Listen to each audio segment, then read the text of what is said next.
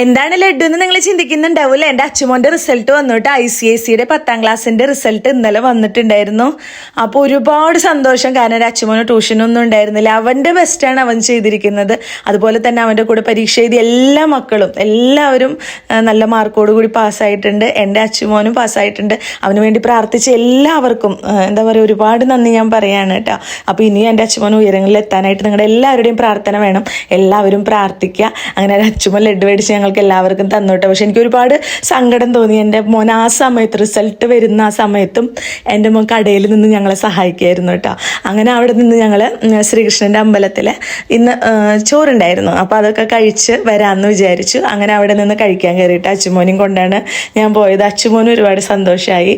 അങ്ങനെ അതൊക്കെ കഴിഞ്ഞ് ഞങ്ങൾ വൈകുന്നേരം ഒരു കല്യാണം ഉണ്ടായിരുന്നു. അപ്പോൾ കല്യാണത്തിന് ഞങ്ങൾക്ക് രണ്ടുപേർക്കും പോകണം.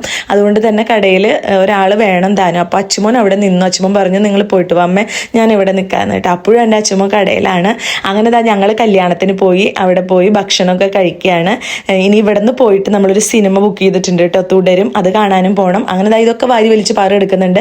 ഇത് അവസാനം കഴിക്കില്ല കേട്ടോ, ഞാൻ തന്നെ കഴിക്കണം. അങ്ങനെ അവിടെ നിന്ന് ഭക്ഷണമൊക്കെ കഴിച്ചതിന് ശേഷം കൈ കഴുകാൻ പോയപ്പോൾ പറയുമ്പോൾ അവളെ കളിക്കുകയാണ്. ഇനി ഫോട്ടോ എടുക്കാനുള്ള ക്യൂ ആണ് കേട്ടോ. ഫോട്ടോ ഒക്കെ എടുത്തതിന് ശേഷം നമ്മൾ അവസാനം ഐസ്ക്രീമൊക്കെ കഴിച്ച് ഇനി നമുക്ക് വീട്ടിലേക്ക് പോകണം. അങ്ങനെ ഒരു സന്തോഷമുള്ള ദിവസമായിരുന്നു. അപ്പോൾ എല്ലാവരും എൻ്റെ മോന് വേണ്ടി പ്രാർത്ഥിക്കണം കേട്ടോ.